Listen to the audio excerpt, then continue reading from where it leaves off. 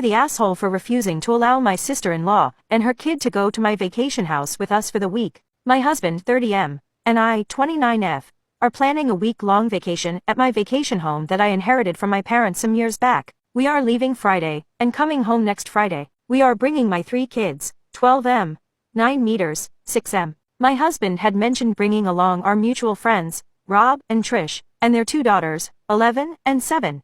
And I was completely okay with this. I them him to invite them, as our kids get along great and they are good company. The vacation home has lake access with canoes and kayaks and plenty of fishing swimming areas and a nice-sized fire pit. However, they unfortunately can't make it due to work. My sister-in-law Jen, 46F, has a 12-year daughter named Emma. I know I'm 100% going to sound like an asshole here, but I do not like this child, and I can barely tolerate my SIL. My SIL raised Emma to believe she had autism. She still thinks the doctors simply don't want to diagnose her despite them running multiple tests, and stating it's truly just ADHD. Everything that Emma does is excused, as well she has autism, and doesn't think, or react the same way as other kids. She is a massive bully to both kids and adults. I can't even count how many times she has looked at me, while I'm talking, and said, "Will you just stop talking?" It's really annoying, stuff like that. Well, last week Emma was pulled from school for mental health, because she bullied the wrong kid and it backfired. So my SIL pulls her from school, excuses it as autism,